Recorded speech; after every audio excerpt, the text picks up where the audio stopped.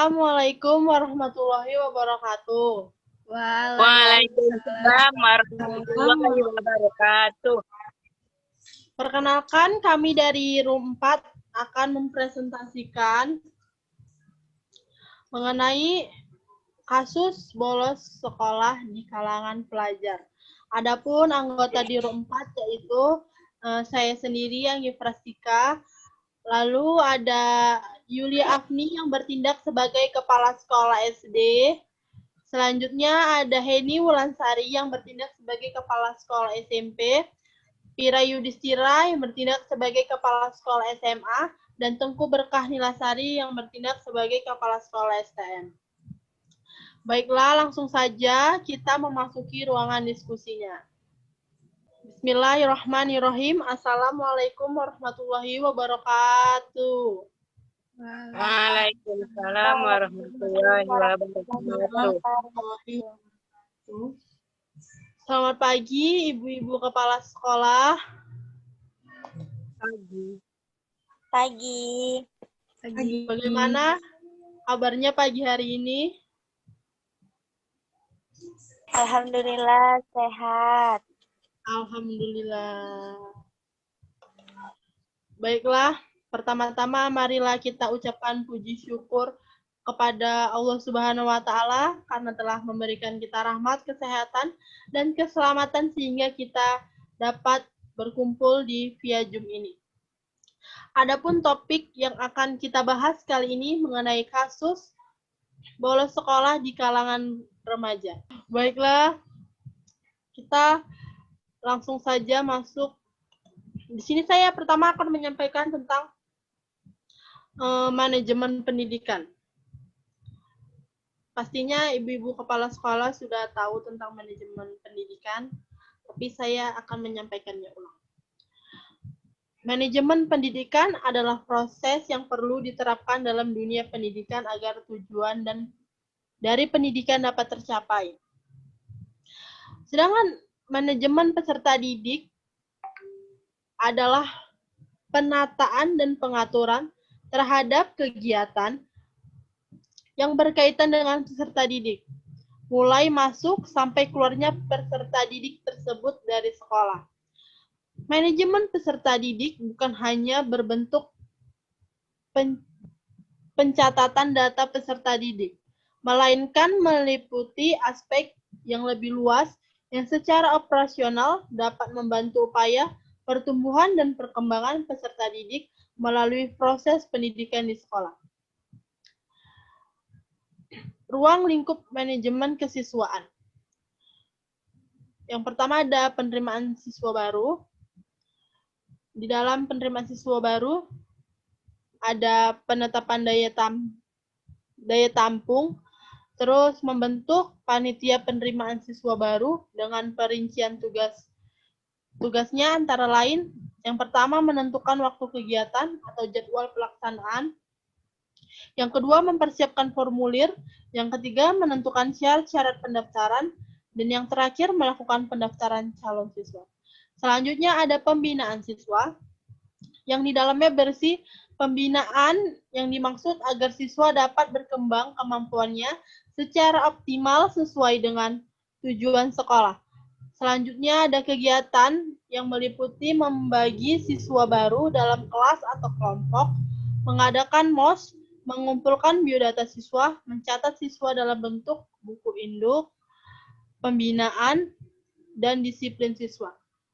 Selanjutnya kita masuk ke materi, yaitu tentang kasus bolos sekolah di kalangan pelajar. Oke, baik.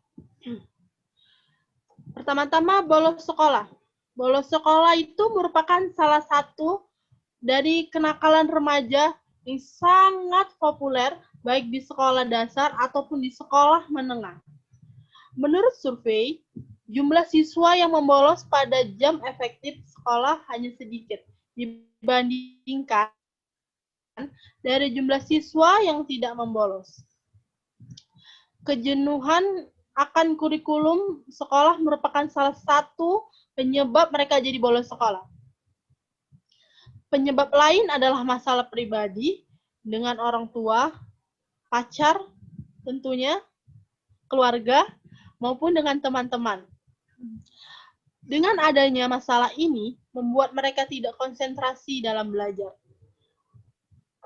Ada juga bolos sekolah disebabkan karena pengaruh dari teman-teman. Nah, ini sering banget saya jumpai anak sekolah ketika saya tanya, kok bolos sekolah? Iya, ikut teman katanya. Aduh, itu gimana tuh ya?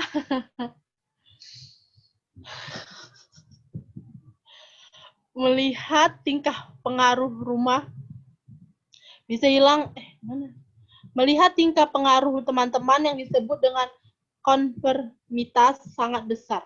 Bahkan nilai yang dibawa dari rumah bisa hilang karena konformitas tadi. Mereka yang tidak suka dengan pelajaran sekolah atau guru yang mengajar, itulah yang membuat mereka mencari pelarian dengan cara membolos.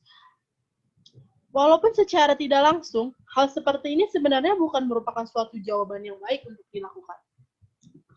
Perilaku membolos sangat merugikan dan bisa menjadi sumber masalah baru untuk diri setiap siswanya. Apabila membolos sudah menjadi kebiasaan yang dilakukan terus-menerus, maka yang bertanggung jawab atas semua ini bukan saja dari siswa, melainkan dari pihak sekolah ataupun guru yang menjadi orang tua di sekolah, juga ikut jadi hadir dalam masalah ini. Nah, saya ingin bertanya kepada ibu-ibu kepala sekolah tentang kasus bolos sekolah di kalangan remaja. Ini sudah banyak banget ya. Kita dengar, kita lihat di televisi. Bagaimana pendapat ibu kepala sekolah mengenai anak yang bolos sekolah? Terima kasih. Maaf sebelumnya pertanyaan ini ditujukan ke siapa ya Ibu? Ya, siapa yang ingin menjawabnya? Mungkin Ibu Tengkuh Berkanilasari bisa menjawabnya. Ya, saya akan menjawab dari pertanyaan Ibu Anggi. Ya, menurut saya, sebaiknya siswa tersebut diberi peringatan. Terlebih dahulu, jika 3 kali peringatan tetap tidak berubah, maka sekolah sebaiknya melakukan suatu tindakan. Misalnya memanggil kedua orang tuanya untuk berbicara perihal anaknya yang sering bolos. Terima kasih, Bu. Terima kasih pertanyaannya. Terima kasih atas jawabannya, Ibu Tengkuh. Selanjutnya, saya ingin bertanya. Tadi kan orang tua salah satu kayak mana? Tadi yang dibilang jawaban Ibu Tengkuh, orang tua juga harus ikut ambil andil dalam masalah anaknya. Jadi ini pertanyaannya, jika ada seorang siswa sering bolos sekolah dikarenakan dia kurang peduli dan kasih sayang dari kedua orang tuanya, dikarenakan kedua orang tuanya sudah bercerai atau anak broken home. Sebagai kepala sekolah, bagaimana cara Ibu untuk menangani kasus ini? Mungkin Ibu Heni Wulansari bisa untuk menjawabnya. Terima kasih. Iya, baik. Terima kasih, Ibu. Di sini saya akan menjawab pertanyaan dari Ibu. Sebagai kepala sekolah dan peran guru BK haruslah ada dalam menangani masalah ini. Untuk menyelesaikan masalah tersebut, kepala sekolah dan guru BK harus mengetahui latar belakang keluarganya. Apakah ayah dan ibunya atau kerabatnya peduli akan pendidikan anak tersebut?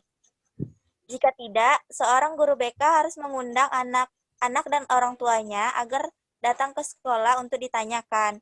Jika orang tua tersebut memang tidak peduli dengan anaknya, langkah selanjutnya kita bisa berbicara kepada anaknya tersebut dengan lemah lembut, serta membujuk anak agar ia tidak bolos sekolah lagi. Serta kita harus memberikan perhatian khusus kepada anak tersebut dan memberikan pengertian, meyakinkan dia bahwa banyak sekali orang yang sayang kepadanya. Terima kasih. Terima kasih Ibu Kepala Sekolah Heni Wulansari. Nah, selanjutnya saya ingin bertanya mengenai siapa saja sih yang bertanggung jawab terhadap siswa yang bolos sekolah? Terima kasih. Baik, terima kasih.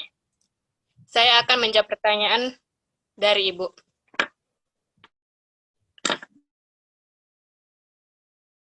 Kesalahan permasalahan jadi tugas kita bersama.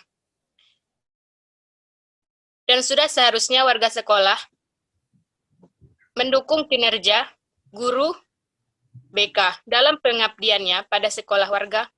Sekolah harus dapat bekerja sama dalam memajukan sekolah dan mengarahkan siswa agar mengembangkan bakatnya.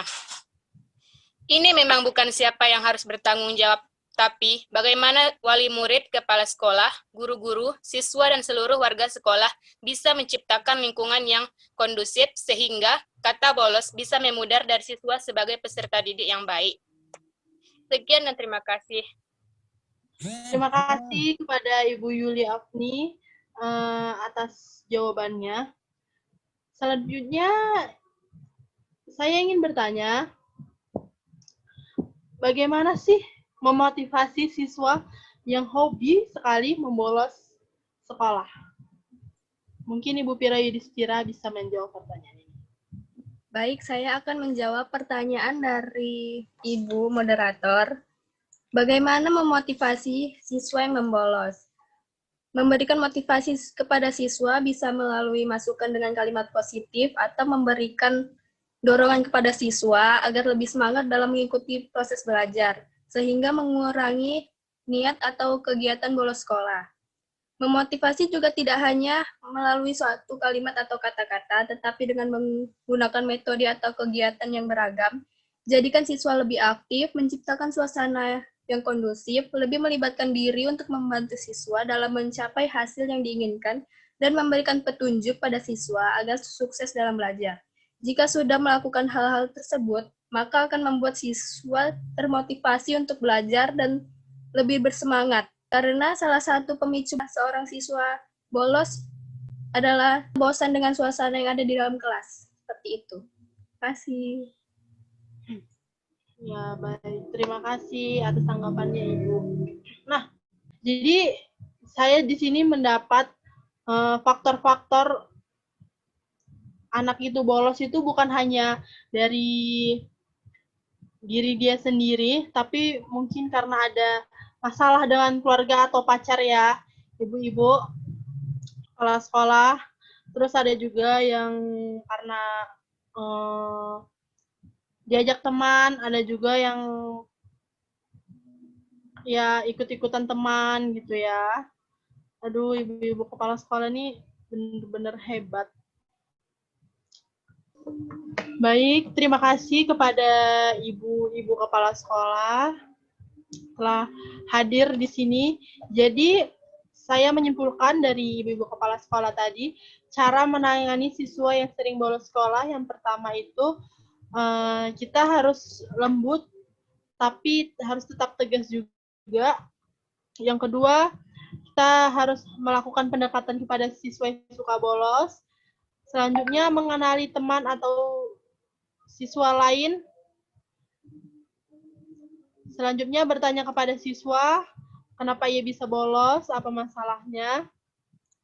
Lalu ada membangun komunikasi kepada siswa, saling percaya, menjadi pendengar yang baik terhadap siswa yang suka bolos, menghubungi orang tua atau wali siswa yang suka bolos, adakan solusi, dan yang terakhir berikan pemahaman tentang manfaat belajar. Selanjutnya, saya di sini menyimpulkan dampak. Di sini dampaknya itu nggak ada dampak positif untuk siswa yang suka bolos karena membolos itu sangat merugikan diri sendiri dan yang ada itu dampak negatifnya. Dampak negatifnya yaitu siswa tersebut bisa dikeluarkan dari sekolah karena sering terlambat. Ini seperti pernyataan Ibu Tengku Berkah Nilasari tadi. Sering terlambat atau membolos, bisa ketinggalan pelajaran, dapat terjerumus dalam pergaulan bebas, dan siswa yang membolos nantinya akan menyesal sendirinya akibat perbuatannya. Baik, terima kasih kepada ibu-ibu kepala sekolah telah hadir di diskusi kali ini membahas kasus bolos sekolah di kalangan pelajar. Semoga ibu-ibu kepala sekolah bisa menjadi kepala sekolah yang bertanggung jawab terhadap siswa-siswanya. Baik, saya akan mengakhiri diskusi kita melalui via Zoom ini. Saya akhiri dengan wabillahi taufik wal hidayah. Wassalamualaikum warahmatullahi wabarakatuh. Waalaikumsalam. Waalaikumsalam warahmatullahi wabarakatuh.